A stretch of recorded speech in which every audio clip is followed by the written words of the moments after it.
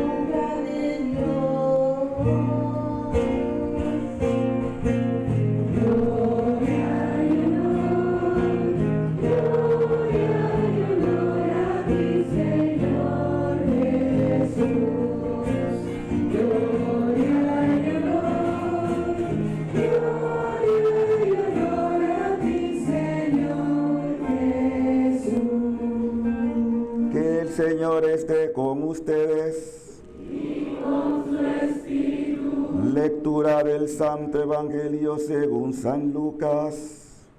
Gloria a ti, Señor.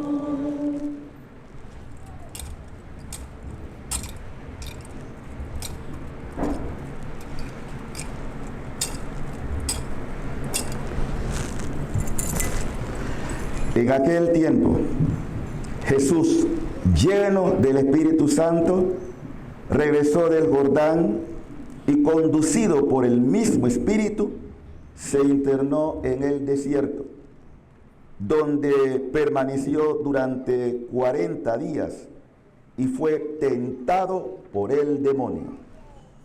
No comió nada en aquellos días y cuando se completaron sintió hambre. Entonces el diablo le dijo: si eres el Hijo de Dios, dile a estas piedras que se conviertan en pan. Jesús le contestó: está escrito, no solo de pan vive el hombre. Después lo llevó el diablo a un monte elevado y en un instante le hizo ver todos los reinos de la tierra y le dijo: a mí me ha sido entregado todo el poder y la gloria de estos reinos, y yo los doy a quien quiero. Todo esto será tuyo si te arrodillas y me adoras. Jesús le respondió: está escrito, adorarás al Señor tu Dios, y a Él solo servirás. Entonces lo llevó a Jerusalén, lo puso en la puerta más alta del templo, en la parte más alta del templo, y le dijo: si eres el Hijo de Dios, arrójate desde aquí, porque está escrito, los ángeles del Señor tienen órdenes de cuidarte y de sostenerte en sus manos, para que tus pies no tropiecen con las piedras. Pero Jesús le respondió: también está escrito, no tentarás al Señor tu Dios. Concluidas las tentaciones, el diablo se retiró de él hasta el momento oportuno. Palabra del Señor. Gloria a ti, Señor Jesús. Evangelio se perdona nuestros pecados.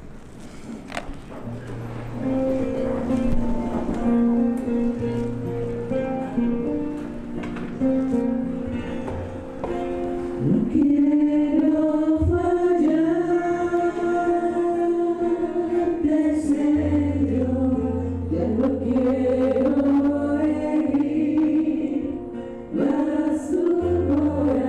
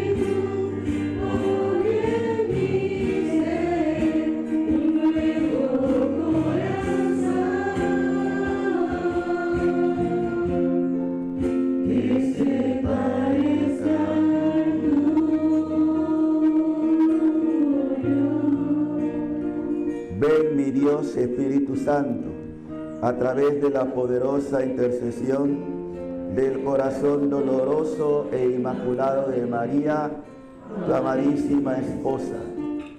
Ven, mi Dios Espíritu Santo, a través de la poderosa intercesión del corazón doloroso e inmaculado de María, tu amadísima esposa. Ven, Espíritu Santo, a través de la poderosa intercesión del corazón doloroso e inmaculado de María, tu amadísima esposa. Señor, con la gracia de tu Espíritu, ayúdanos a vencer las tentaciones del maligno, del mundo y de la carne. Sin ti nada podemos, pero contigo todo es posible. Por eso envía, Señor, tu Espíritu y confírmanos en la fe. Amén. Amén. Amén. Tu Espíritu envía, Santo Espíritu, por mi ser, nuevo corazón, que se parezca al tuyo. envíame tu Tu Espíritu envíame, tu Santo Espíritu, por mi ser, nuevo corazón, que se parezca al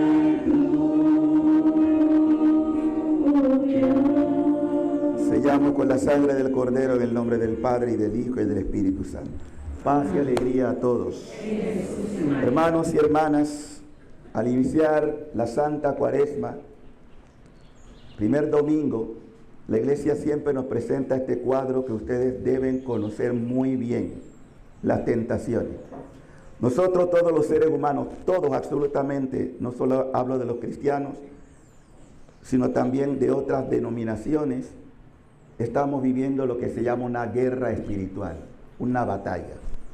Y en esa batalla hay tres frentes. El primero ocurre con nosotros mismos, nuestra naturaleza concupiscente, la carne, las pasiones desordenadas. Todos luchamos con eso, es una batalla. El segundo frente es el mundo, un mundo hostil porque está infectado. Todo esto tiene su raíz desde el principio de la creación, cuando nuestros padres Adán y Eva pecaron, perdieron el dominio sobre la creación. La creación ahora a nosotros nos domina. Entonces, todo se enredó y perdimos la potestad que Dios nos había confiado por el pecado que llamamos pecado original. Y el tercer frente, que es el más terrible, es el maligno o el demonio, que también se le conoce como el tentador, y busca una y otra vez la manera de seducirte para hacerte caer, porque ese es su propósito, hacernos caer en el pecado. La buena noticia es que el Señor no se cruzó de brazos, sino que vino a darnos el remedio, y el remedio se llama Jesucristo. Él es el remedio, es la solución ante la tentación. Por eso expresamente quiso exponerse a la tentación. Porque para que ustedes tengan esto claro, la tentación en sí misma no es motivo de pecado. Es sencillamente una tentación. Ustedes mismos cuando rezan el Padre Nuestro piden esto: no me dejes caer en la tentación. Eso no está diciendo no quiero tener tentaciones. No, ustedes allí no están sentados, pueden tener en este momento una tentación. Ay, qué aburrido estoy aquí. Mejor hubiera estado en otra parte. Esa puede ser una tentación que te llega aquí en la cabeza. Ay, fulana de tal, mira quién vino a la misa hoy. Tentaciones como esas son estupideces, pero son tentaciones. Mientras tú no le estés dando mente a eso, no hay materia de pecado. El pecado es cuando tú reincidentemente está diciendo, sí, es verdad, haciéndote juicio de otras personas. Entonces, esto es importante porque si ustedes no son conscientes de la batalla, no van a tener remedio o herramienta para superar la tentación. Y una de las primeras herramientas es la vida espiritual. Hay gente que no tiene vida espiritual. Dicen creer en Dios, pero no tienen una estrategia constante de oración, de preparación para resistir las tentaciones.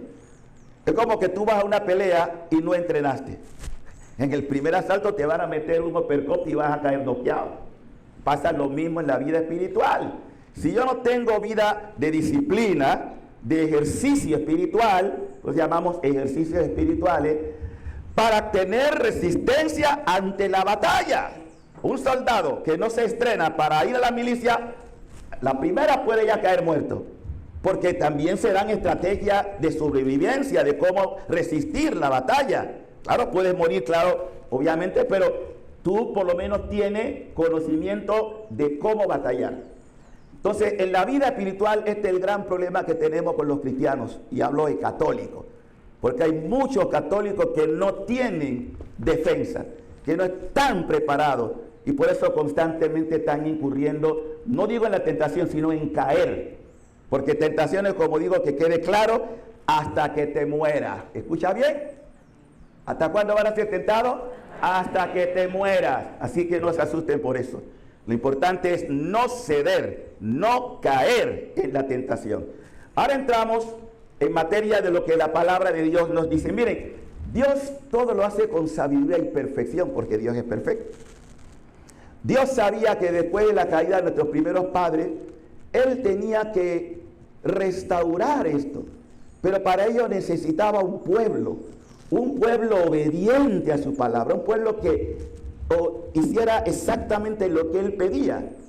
Aparte de ello, tenían que tener también un caudillo, alguien que los introdujera a una tierra de bendición que se llama pueblo donde emana leche y miel, que significa un pueblo de bendiciones. Eso es lo que quiere significar el sentido del pueblo que se llamaría después Israel. Dios hace pacto con ellos, pero conocemos la historia de la rebeldía constante. Miren, yo siempre digo cuando pienso en esta cosa, ¿por qué Dios no buscó un pueblo más culto, más preparado todavía? Que ya existían. Egipto, por ejemplo. Egipto ya pues tenían toda una estructura bien organizada. De hecho, los judíos después fueron esclavizados en Egipto, fueron allá, crecieron allá. La historia no voy a decirla porque yo creo que la han escuchado. Pero allí Dios quería también, todo lo permite con un propósito grande. Dios permitió que también fueran esclavos, para que no se le olvidase de dónde los sacó el Señor.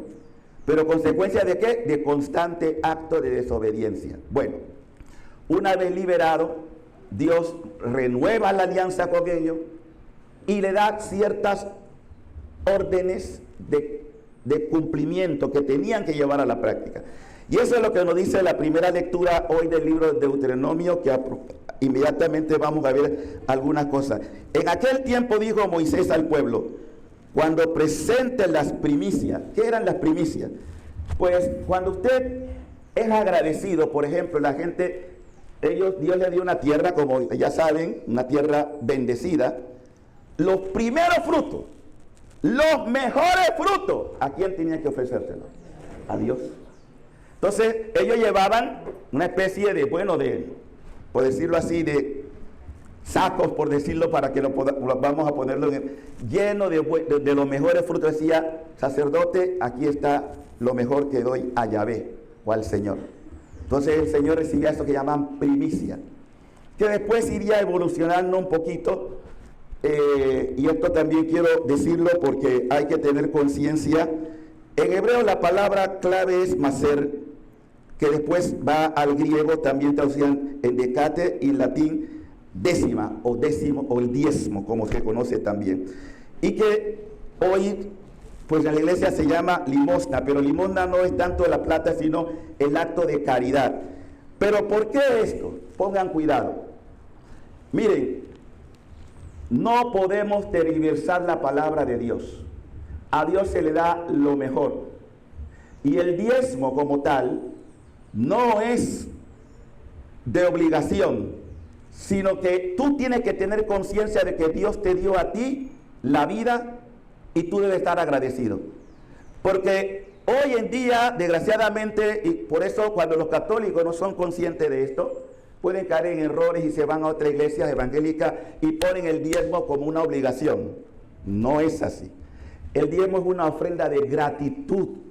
Porque tú me has bendecido, Señor, yo quiero retribuir lo que me has dado. ¿Entienden?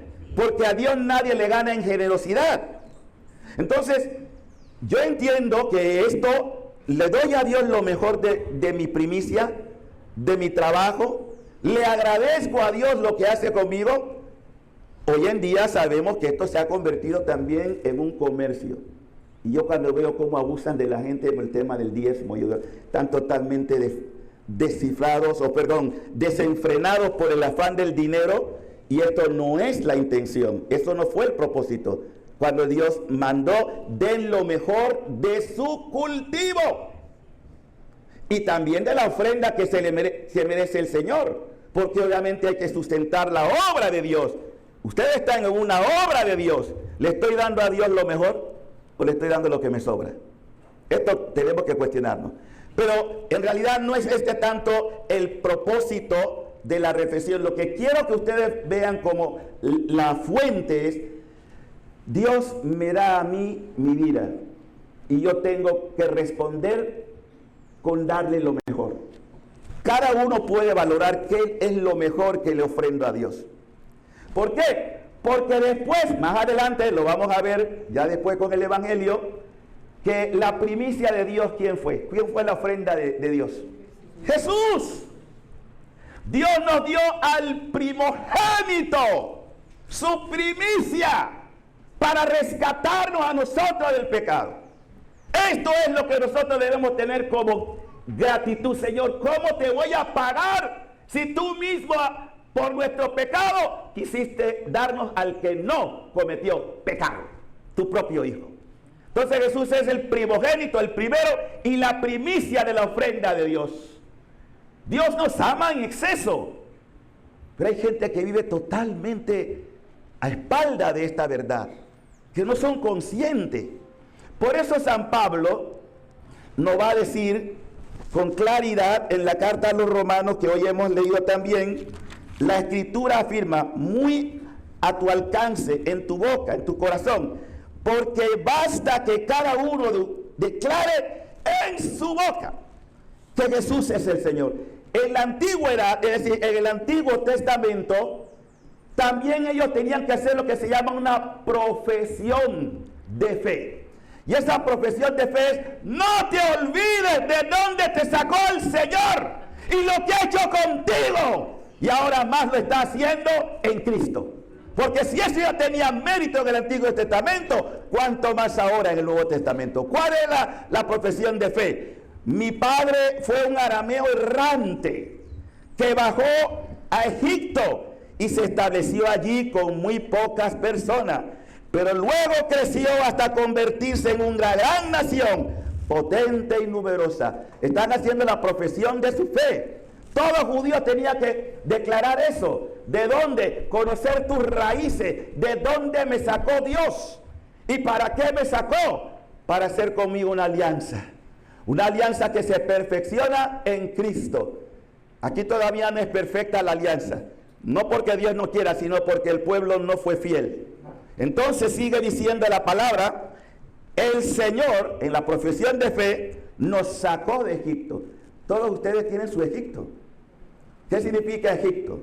En términos bíblicos, lugar de opresión. ¿Qué es lo que te oprime a ti? ¿Cuáles son los pecados que te tienen encadenado? Que te tienen a merced de tus debilidades humanas. Cada uno tiene que conocer cuál es tu Egipto. ¿Y qué hizo Dios? Pues me quiere sacar de Egipto, de mi opresión. Yo le estaba diciendo a ustedes la preocupación que tengo de ver la cantidad de jóvenes que tienen el Egipto de la pornografía. Están esclavos. Ustedes no tienen idea. La mayor confesión que hago siempre va a eso. Esclavitud. Ese es un Egipto. Pero hay otros también que tienen el Egipto de los juegos de azar. Gente que está esclavizada con los juegos de azar. No pueden romper ese Egipto. Sin la ayuda de Dios no lograremos nada. Pero eso, lo primero es reconocer que tienes una esclavitud, que tiene una dependencia, que tiene una especie de situación personal en la que no te ves realmente liberado o liberada. ¿Qué hay que hacer? Clamar. El pueblo clamaba. Recuerda su historia y la repite. Es decir, recuerda qué hizo Dios y lo que quiere seguir haciendo, porque todavía estamos en el Antiguo Testamento. Por eso, cuando Pablo habla, ya la redención se ha dado, ya ha venido el plan de Dios sobre su pueblo y nos promete una tierra como de bendición. Ahora ustedes dirán, bueno, ¿y cuál es esa tierra de bendición? La iglesia, ya en términos de realización ya del plan de Dios. ¿Por qué? Porque es el pueblo de Dios, un pueblo que camina en la historia, un pueblo que ya ha abarcado todo el universo. Somos la iglesia más numerosa, pero no quiere decir que todo el mundo está en ella. Todavía hay muchos que no han entrado en el pueblo de Dios. Mientras estoy hablando de esto, tengo un dolor en mi corazón, porque me duele cómo están matando a nuestros cristianos en Siria en este momento y nadie dice nada. Miles de cristianos están muriendo en este momento, asesinados cruelmente, y hay un silencio, porque este mundo está a merced de los grandes intereses poderosos. Hermanos nuestros muriendo asesinados en Siria. Hace poco el golpe de Estado, y perdone, pero es que el Evangelio, la palabra no puede ¿cómo diría la palabra? No puede estar en distorsión o estar en conexión, sin que parta la parte política, económica, religiosa. Todo, la palabra tiene que encarnarse, porque seríamos un falso profeta. Yo no puedo hablar de Dios y pensar que el mundo no tiene nada que ver. No, estamos en el mundo para analizar el mundo. Entonces nosotros tenemos que ser conscientes de esto. No puede haber una desconexión entre la palabra y la vida diaria. Ese es el problema que tenemos muchos católicos y cristianos. No somos coherentes con lo que creemos. Entonces eso no es problema mío. Están por allá, son mártires, auténticos mártires. Entonces, frente a esto, San Pablo nos está diciendo hoy, fíjense lo que dice el apóstol, porque hasta que cada uno declare con su boca profesión de fe. ¿Cuál es la profesión nuestra? Jesucristo. Claro que nosotros, la iglesia la ha resumido lo que llamamos la profesión de fe, el credo. Pero el centro del credo, de la profesión de fe, es confesar a Jesús como el Señor. ¿Y qué significa Jesús el Señor? Se lo explico rápidamente. Ponte aquí, por favor, dame esa silla. Cuando tú dices Jesús es el Señor, quiere decir, siéntate, que tú haces una profesión. ¿Quién está sentado ahora ahí? ¿Quién está sentado allí? Lucas. Cuando tú dices Jesús es mi Señor, quítate de allí, ponte de rodillas allí y le dices, Señor, ahora siéntate donde tú tienes que estar. Tú tienes que ser lo primero de mi vida. Decir Jesús es mi Señor es que eres el dueño, no yo. ¿Oíste bien? ¿Oíste bien? Dilo, ¿oíste bien? Dígase lo que está a su lado. ¿Quién es el dueño? ¿Quién es el jefe? ¿El jefe? ¿Quién es el rey de tu vida? ¿Quién es? Dígalo, ¿quién es? Y a él, y a él, y a él. Dale gloria. Ese es el rey. Ese es el rey. Dale gloria. Eso significa Jesús Señor, porque la palabra dice que ante Él se dobla toda rodilla y toda lengua confiesa que Jesucristo es el Señor para gloria de Dios. Eso significa. Puedes poner allá. Hermano, esto es serio. Es fácil decir Jesús es el Señor, pero de verdad, te haces tu examen. Él es el Rey de mi vida. Él es mi Salvador. Mientras no profesemos esto, no hemos entendido lo que significa el señorío de Jesús. Ya yo no soy el jefe, el jefe es Él. Y a Él le debo honor, gloria, alabanza y bendición. Por eso estamos aquí. Estamos profesando el nombre de Jesús. A Él sea la gloria siempre. Y Pablo termina diciendo, porque Él lo reconoció. Pablo era soberbio. ¿Qué hizo el Señor? Tuvo que tumbarlo. Cayó de rodillas y después queda ciego. Para que entendiera que no hay nombre por el cual podamos ser salvos fuera de Jesucristo. Es el Señor. Y Pablo confiesa eso. Por eso dice la Escritura, ninguno que crea en Él quedará defraudado. ¡Qué belleza! Ninguno que crea en Él quedará defraudado. Otra vez, ninguno que crea en Él quedará defraudado. Dios jamás defrauda. Nosotros defraudamos unos con otros. Nosotros, cuando estamos en la situación de pecado o tenemos algún resentimiento, no podemos entender, no estamos en paz. Y es aquí donde Jesús ahora nos da la lección. Vino a los suyos y miren lo que va a hacer. Lo primero que Jesús permite, después de 40 días y noche de ayuno, se fue al desierto. ¿Qué significa el desierto en la Biblia? Tiene mucho significado, no solamente la arena, el calor. No. El desierto en la Biblia es sinónimo de encuentro con Dios. Porque en la soledad, en el vacío, para tener una experiencia con Dios, tienes que vaciarte. Tienes que volver a estar seco. Y pedir en el desierto, Señor, te necesito. Sal a mi encuentro. Entonces, en la Biblia hay muchas experiencias de esto. Muchas veces se menciona el desierto. Jesús va a repetir, pero Él, en su persona y como Dios, la historia de Israel. Va al desierto. Porque fue en el desierto donde el Señor dio, ¿qué? Los 10 mandamientos. Allí Dios le habló a su pueblo y le invitó a cumplir con ellos. Ya ustedes saben que el pueblo desobedeció. Es que nosotros los seres humanos somos tremendos. Oye, Moisés está recibiendo los mandamientos y el pueblo ya está fabricando un becerro. Dios mío. ¡Ay, humanidad! Hay una canción bonita que cantamos en Cuaresma. Pueblo mío, ¿qué te he hecho? ¿En qué te ofendí? ¿De dónde me? Pueblo mío, ¿qué te he hecho? ¿En qué te he ofendido? Respóndeme. Ese es un canto bíblico. Dios lamenta cómo somos tan infieles, cómo podemos caer tan bajo. Entonces Jesús decide ir al desierto y empezar el itinerario del pueblo de Israel. Como saben ustedes, ese itinerario debió de durar 40 días realmente. ¿Cuánto tiempo duró? 40 años. 40 años en el desierto. Lo que podía ser solamente 40 días. ¿Por qué? Por la terquedad.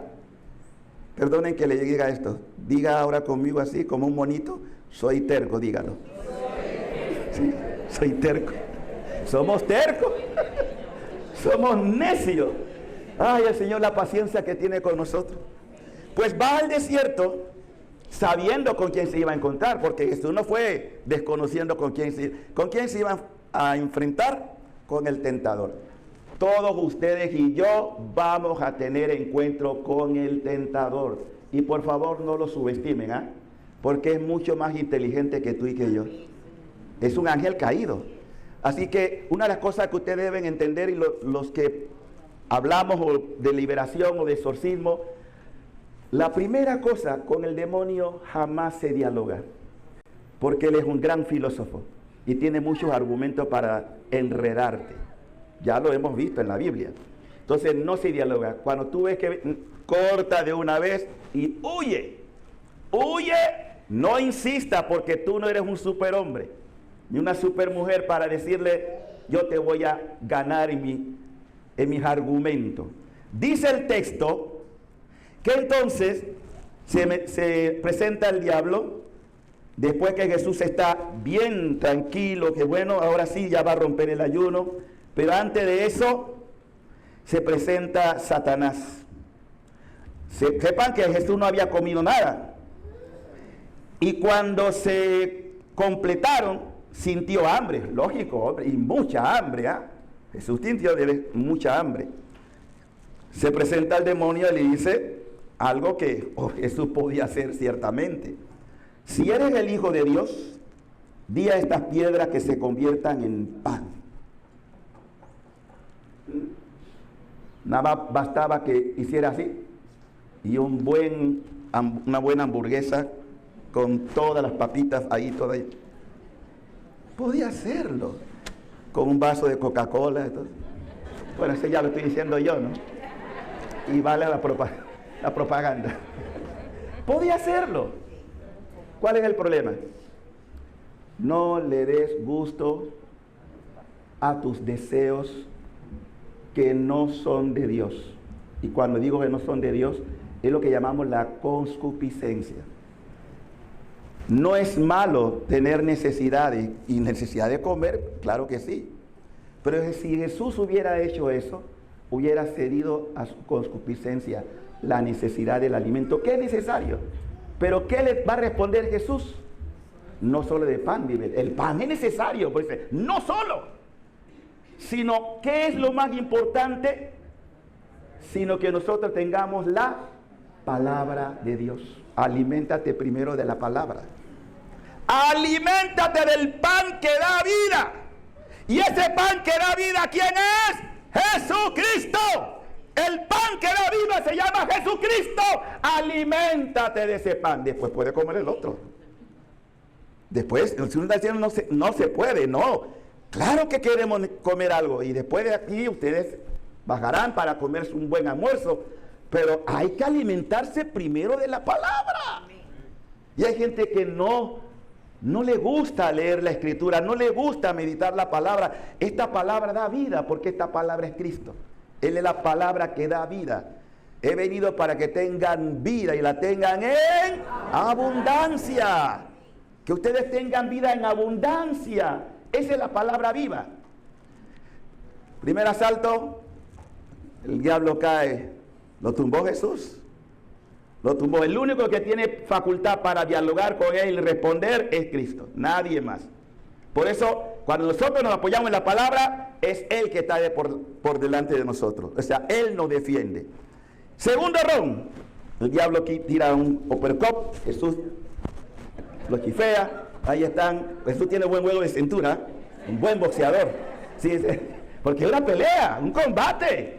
Jesús está peleando con el demonio.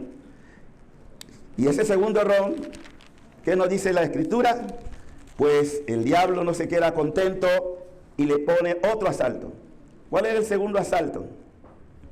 Después lo llevó el diablo a un monte elevado. En un instante le hizo ver todos los reinos de la tierra. ¡Wow! Todos los reinos.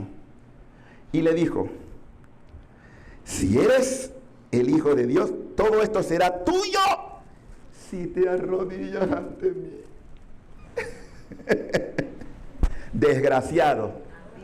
No, díganselo, desgraciado.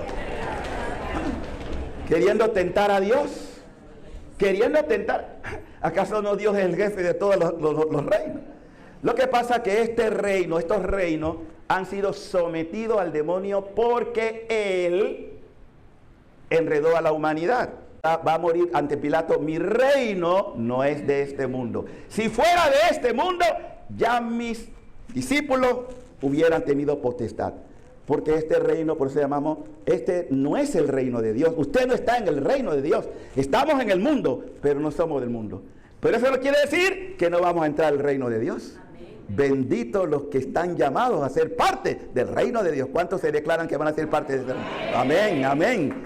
El reino todavía de Dios no está construido, ¿ah? Lo estamos construyendo, no está.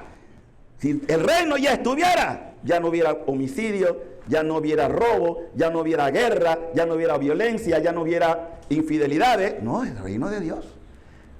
Dios tiene dispuesto que va a hacerse su reino aquí. Porque el Padre nuestro lo dice, hágase tu voluntad, aquí en la tierra como en el cielo. Venga tu reino, venga, que venga. Un reino nunca antes visto. Ya algunos papas han hablado de esto. San Juan Pablo II hablaba, Pablo VI primero, la civilización del amor. ¡Wow! La civilización del amor. Juan Pablo II también lo decía. Y Benedicto, la civilización del amor. El Papa también, Francisco, en algún momento ha hablado de esa civilización del amor. Es decir, el reinado de Dios en la tierra. Y no duden que Dios lo va a hacer. Nunca antes ha existido, pero nada va a impedir que se haga. Y Dios por eso, porque lo tiene, venga a nosotros tu reino, Señor, ven tu reino aquí en la tierra. Pues bien, porque Él tiene que rescatar lo que se perdió en el Edén. Volvemos entonces a el segundo asalto y le dice, todo esto te darás, es tuyo, si te arrodillas. Solo ante Dios se dobla rodilla. Solo ante Dios uno se humilla. Por eso el ejemplo que le puse, ¿no? Si yo digo que Jesús es mi Señor, es porque yo he renunciado a ser dueño de mí. Mi dueño es Jesús. Y solo ante Él yo doblo rodilla. Por eso cuando estamos en la iglesia y Él está presente, los que pueden, yo sé que algunos por asuntos de salud no pueden, pero por lo menos inclinar la cabeza, tú eres mi Rey, tú eres mi Señor, tú eres mi Salvador. Solo ante ti me postro, Señor, en adoración. Y qué hermoso cuando uno se humilla delante de Él. Yo no sé si ustedes, pero yo siento un gozo cuando puedo doblar mi rodilla, cuando puedo postrarme en cruz en el suelo y decir, tú eres mi dueño, tú eres mi Rey, tú eres mi Salvador. Aleluya. Perdón, no se dice aleluya en este tiempo. Ay, Padre Teo. Así soy yo. Bueno, entonces dice la palabra que solo ante Dios, el Señor tu Dios, ante Él solo vas a servir, solo ante Él vas a adorar. Y el tercer asalto, la última. En el tercer asalto ya el demonio está malo, está así como tambaleándose, ya no puede sostener la pierna, tiene la pierna de trapo, tiene la pierna de trapo, está ahí. Y entonces viene el tercer asalto. Satanás viene con un bolomponche, ¿no? Esos golpes así. Aquí viene Satanás con otro golpe. Y dice la palabra, entonces lo llevó a Jerusalén, lo puso en la parte más alta del templo, el pináculo del templo, y le dijo, si eres el Hijo de Dios, arrójate de aquí. Y fíjense que el demonio también conoce la Biblia, pero no obedece la Biblia. Esa es una cosa. La conoce, pero no la practica. ¿Por qué? Porque él está en contra de Dios. Por eso le cita un texto bíblico. Dice la palabra, los ángeles del Señor tienen órdenes de cuidarte y de sostenerte en sus manos, para que tus pies no tropiecen con las piedras. Y Jesús también le responde con la palabra. Pero Jesús también le dice, también está escrito, no tentarás al Señor tu Dios. ¿Qué significa tentar a Dios? Pedirle cosas que no están en su plan. Me explico. Tentar a Dios es cuando tú quieres hacer las cosas a tu manera y no a la manera de Dios. Jesús podía hacer todas esas cosas, pero eso no estaba en el plan de Dios. En el plan de Dios estaba la obediencia a su palabra. Jesús tenía que ser, y de hecho dice la Escritura, fue obediente en todo, hasta la muerte. Y miren, Jesús fue tentado, por eso estamos hablando. ¿Qué lo que Jesús nos enseña con esto? Todos vamos a tener en la vida tentaciones diarias y de toda clase. No es pecado la tentación. La tentación es complacer al demonio. Esa es la tentación. O sea, hacer lo que Él te está pidiendo y tú sabes que no va en conformidad. ¿Y cómo sabes? Porque la palabra me lo dice. Pero si yo no practico la palabra, si yo no medito la palabra, no conozco la palabra, Dios nos resumió su palabra en 10 mandamientos. 10 nada más. Y Jesús lo reduce a 2. Son 10, pero Jesús dijo, mire, le voy a dejar 2. Primero, pon a Dios por encima de todo. Segundo, tu prójimo. ¿Dónde está tu prójimo? Pues ama a tu prójimo. Entre un cristiano de verdad no puede haber resentimiento, odio, venganza, celos. Yo veo tanta gente que está en la iglesia y cualquier tontería le quita la paz. Ay, que fulano, no me dio la mano. No me dio la mano. Ay, no, es increíble. Yo digo, pero vienen a la iglesia. Yo no sé qué están escuchando. Miren, Jesús hasta nos ordena. Si es que tú tienes una persona que no te cae bien, Jesús te dice, ámala. Ámalo. No te dice ódialo. No te dice ten resentimiento. Hay gente que está en la iglesia y todavía tiene resentimiento. Está en doble vida. No puede ser. Sean coherentes. Tienen que perdonar. Que no puedo, Padre, yo no puedo olvidar lo que me hizo. ¿Qué te hizo? Hace 30 años tal cosa. Pero Dios mío, y viene a la iglesia, está comulgando constantemente. Está viviendo una doble vida, por Dios. ¿A quién engañan? Se engañan ustedes mismos. Perdonen que sea tan duro en esto, pero es que me duele ver esto. Miren lo que dice un gran padre de la iglesia que ustedes habrán conocido.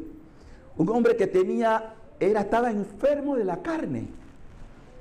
Esas eran sus grandes tentaciones y caídas. Este hombre se llama San Agustín. Esta mañana cuando estaba haciendo el oficio de la lectura, me tocó esta parte que le voy a leer textualmente de lo que él dice con respecto a la tentación y lo que estamos librando. Miren lo que dice San Agustín.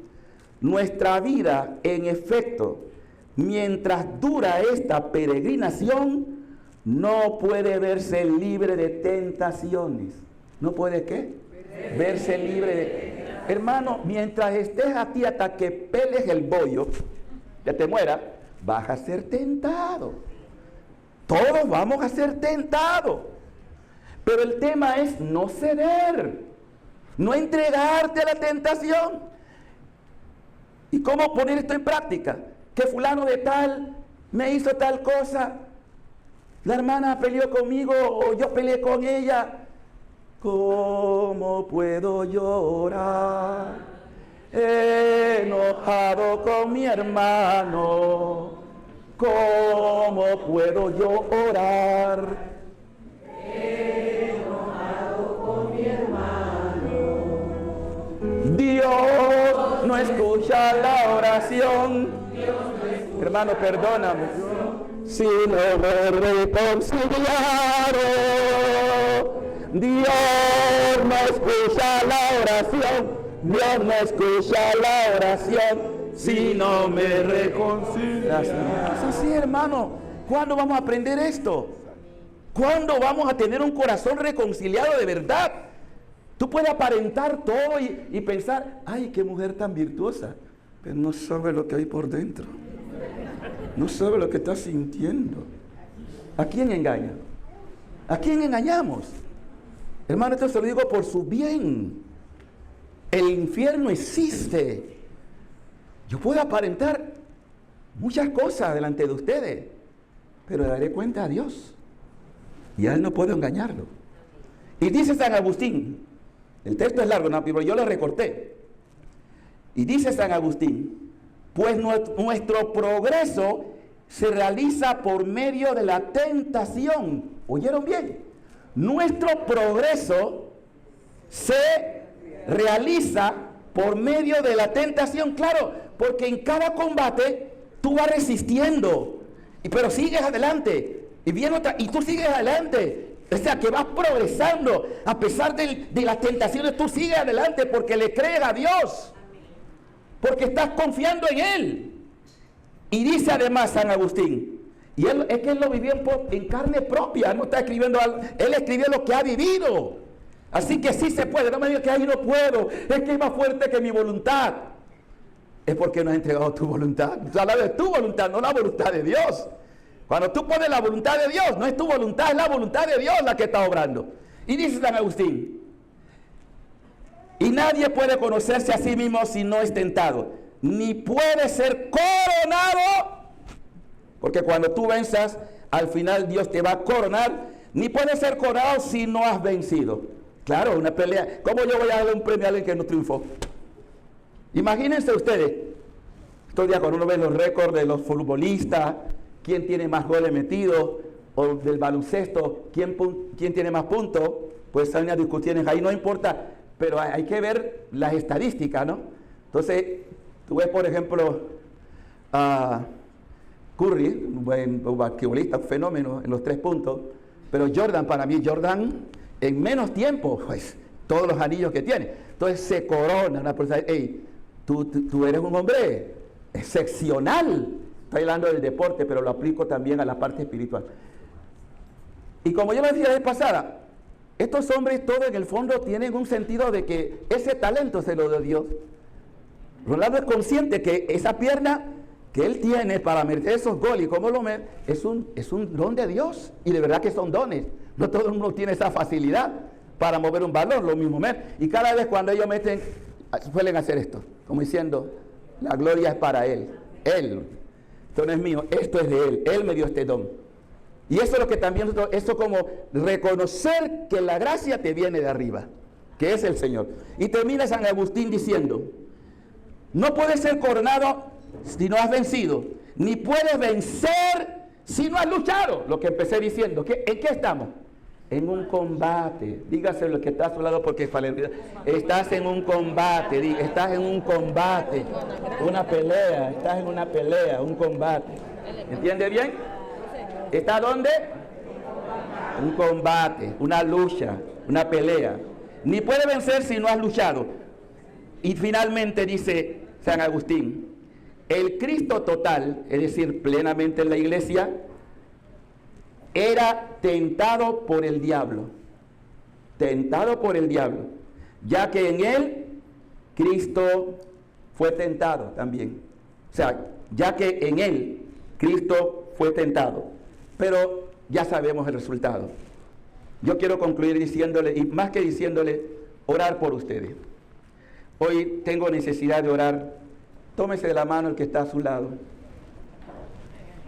Vamos a pedir a Dios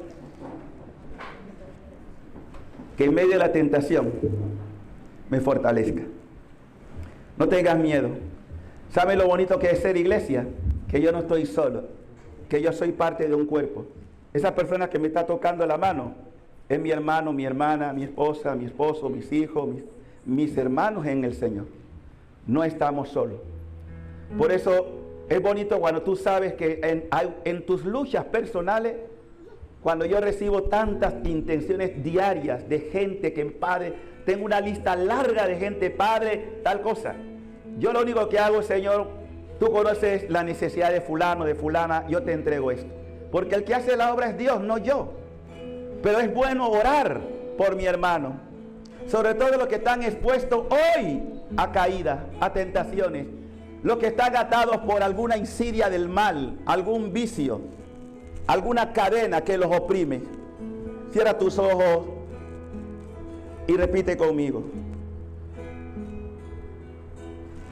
Amado Jesús, tú conoces mi lucha, mis tentaciones, mis debilidades, mis miedos.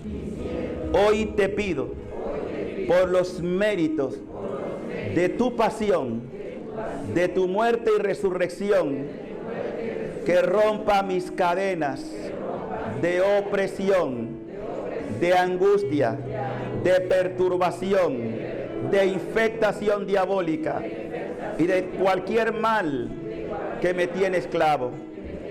Yo renuncio a toda influencia del maligno, a toda seducción, a toda perturbación, y por el poder de tu sangre sellada en la cruz, decido con tu gracia romper toda obra del mundo, de mi propia carne y del demonio. Y te ofrezco, Señor, mi ofrenda, mi primicia, mi corazón, para que hagas conmigo lo que tú quieras.